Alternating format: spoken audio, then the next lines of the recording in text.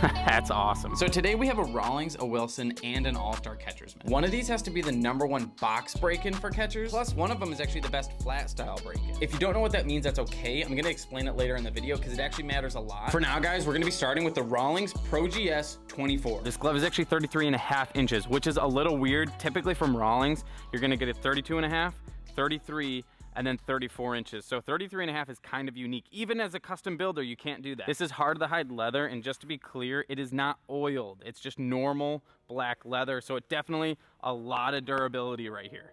Here's my big pet peeve. It looks like the R9. Black with gold binding, that's all I can think of nowadays. Also, guys, just so you know, gold binding isn't really great for the glove. It doesn't make a massive difference, but it will wear down and break down, kind of crack up faster than normal binding. In the end, that probably shouldn't be like a deal breaker for you. It's just something to know. Yes, this is the Gary Sanchez model, but it really is just like the typical Rawlings catcher's mitt, like a Pro CM33.5. You can probably tell this glove wants to be a box break-in, and that's exactly what I'm doing right now. If you want to keep that box break-in and emphasize it, you got to curl in all your like big thick pads here.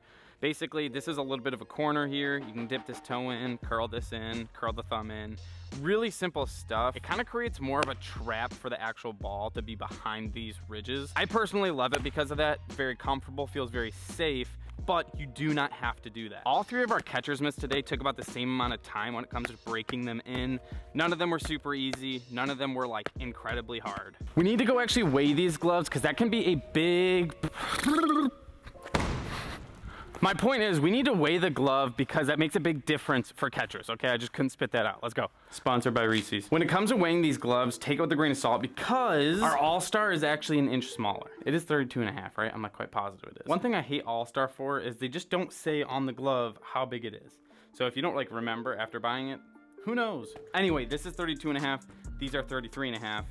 Let's weigh them. I'm gonna go All-Star first. 1 pound, 9.8 ounces. So this thing also has a little bit of oil in it. Maybe they outed. That wasn't. I didn't say English. That was. Ugh. You get what I was trying to say. Rawlings. All right, looking pretty heavy. 1 pound, 11 ounces. I mean, I'm not surprised. You can tell just by holding it. It's a bit heavier. Now Wilson, I'm sure this thing actually. This might be the lightest here. Oh wow. Yeah. Whoa. Okay. So 7.8. So this thing, it's pretty noticeable. Like it's light. It's comfortable. It's actually really comfortable. The only problem then is like, okay, is it gonna be durable? That's the biggest question. Durability is just huge for catcher's mitts. So hopefully for Wilson's sake, it does well. Also, you guys, let me know if you want like an updated glove collection. I don't know, those are fun to do. Let me show you guys how fast this is actually going. Ready? 70 miles an hour. Do a second one just to prove it. Oh, even better.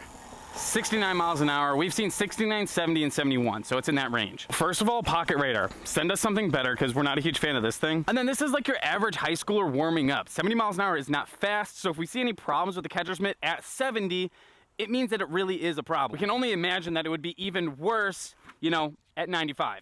All right, Rawlings Pro GS 24, aka the CM33.5. That sounded so good. Okay, so this glove hasn't really seen any bullpens yet, so we're just gonna take a few to kind of finish this break-in. I just took a couple, so I did lie. It feels really good so far. That's awesome. People are always saying, you know, practice this, boom. It just feels impossible to do it like this off the pitching machine. You know, we're like 30 feet away, if that.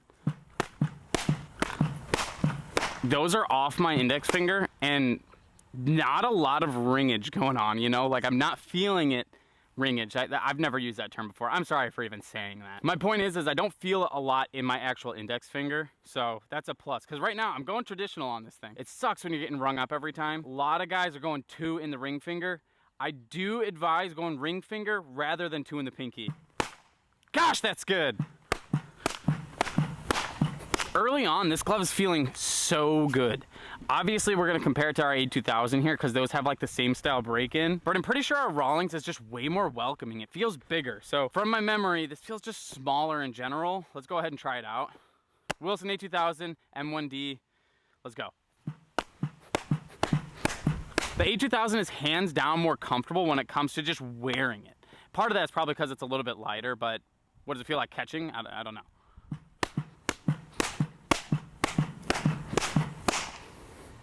I mean, it feels really good. Like, it feels really good. I think I feel the ball slightly more with the Rawlings, not in a bad way, in a good way. The Rawlings feels like it is wider and more open, and then once I catch the ball, I can feel it just a little bit. The Wilson feels like it's maybe slightly deeper and not as wide. Now, I bet you could kind of manipulate that, break it in a little bit different, but that's what I'm getting right now. So the ball is like really swallowed by this A2000.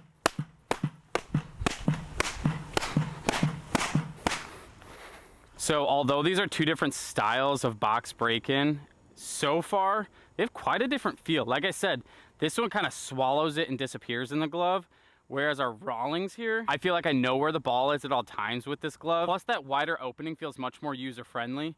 Both of these gloves, it feels like I kind of catch it anywhere and it stays in the glove. Like doinkage isn't really all that bad. That's something that I like about a box break-in. I can catch it kind of more here and it'll still stay in the glove. A flat style is often more narrow, so when you do catch it down here, it just kind of like slips up or just lose the ball in general. All right, guys, the All-Star Pro Elite, really big fan. They are like so specific to catching. They have their niche, if that makes sense. This represents the flat style break-in. Let's take a few with it because I really do love this thing. It feels so, it's just fun to catch with. It's kind of weird to describe. Oh yeah. Yeah, I mean, glove pops are really good too. Super consistent.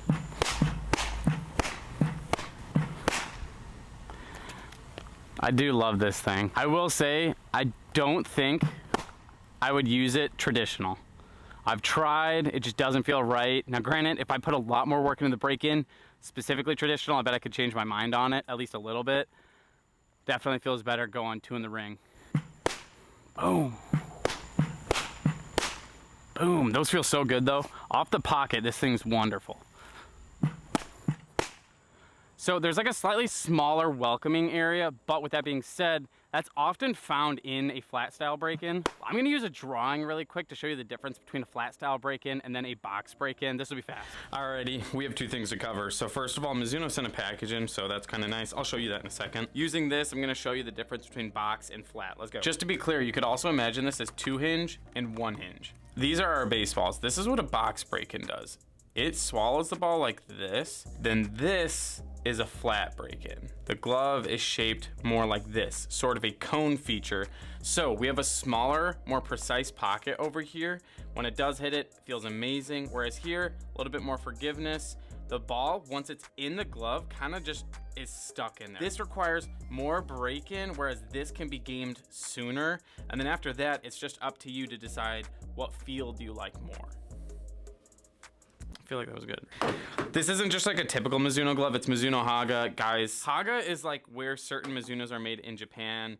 It's honestly a really big deal. So they of course are gonna hype it up and make it sound cool, but this is one of those things like, I kind of would say this is hands down one of the best baseball gloves that you can get. But here's a difference maker. Basically every brand on the wall at one point has said like Japanese blank, Japanese this, but it's not truly a Japanese glove.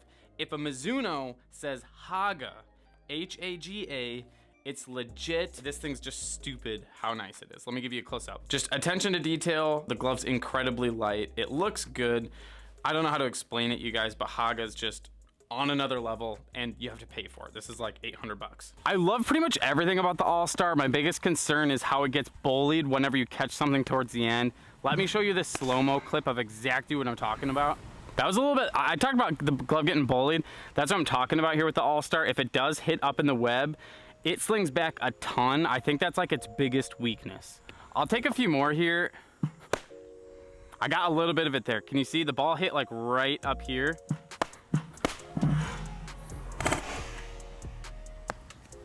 That was weird. I don't know how that came out. Oh, that's good pop. So obviously you don't want to catch the ball way up there, but it happens sometimes, especially when somebody's throwing like a 95-mile-an-hour cutter. I can tell you exactly why it's happening though, so let me show you. Okay, so we've had problems wearing this glove traditional because it's just like getting rung up like crazy. So to fix that, I've gone 2 in the ring finger. So 1 in the pinky, 2 in the ring finger, and then 1 in the middle finger, and then obviously nothing right here. This is our problem. Look at my hand is only over here. So if a ball hit up here, it just whips back like crazy because there's nothing over here to stop it and keep it forward. Now I'm in this position where I either have to wear it traditional, hit my finger more often, and I have a smaller pocket than I really want, or switch it over, deeper pocket. The glove overall feels better, but a lot of bullying happening. I don't know. You have to figure it out yourself, I guess. Actually, you guys, if you have any better flat style catcher's mitts, please comment them, because right now, this is the #1 flat style catcher's mitt, and this can be dethroned if we find a better option. I think I'm about to double down on what I said about the glove being like wider and more welcoming. Yeah, so okay, the Wilson doesn't feel bad at all, but I feel pretty neutral about it. Like, this is just a solid catcher's mitt to me, whereas I have a lot of confidence with this thing because it is both wide, deep, I have a feel on the ball, it feels like the better middle ground. I'm really liking this Rawlings. I'm also pretty confident that this A2000 is just gonna be slightly less durable than our Heart of the Hide, so that's another bonus for the HOH. Good job, Rawlings. I might not be in the best lighting because the sun's getting super bright, but we have to talk about glove pop. All I want you guys to focus on and see is the glove itself, so who cares about me? Out of everyone on the field, the one you want with the best pop is your catcher, makes a pitcher more intimidating. Like, I genuinely think this kind of matters. We're starting with the Wilson because I think this might be the quietest. I'm gonna try to zoom in as much as, all right, glove pop test. Oh, it got lucky. That was way better than it normally sounds. That was mediocre, that was good. Ugh. Yeah, so those are what they really sound like. Okay. Yeah, 2 good ones in there. That was good. Rawlings Heart of the Hide, let's go. Oh, I didn't like it. Ooh, that one was really quiet. We're gonna give it one more chance. Yeah, that's more like it. Finishing off with the All-Star. I think this one might win. Yeah, I think that the All-Star might consistently have the best sound. Maybe I'll have a different idea in editing, but if I had to rank them really quick, I think All-Star sounded the best, Rawlings, and then Wilson. We'll say the Wilson surprised me. I had a couple loud pops though.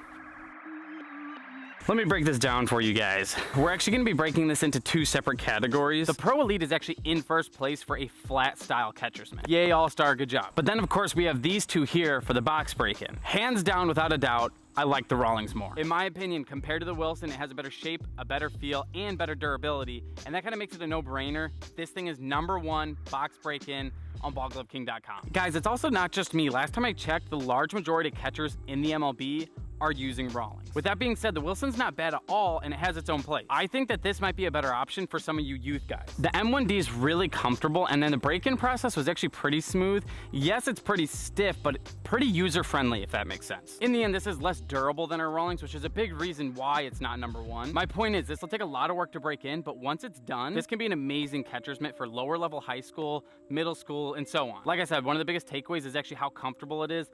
I just like our Rawlings noticeably more. One thing that's super important to know is how to break in a catcher's mitt. You're literally involved in every single play. Check out this video.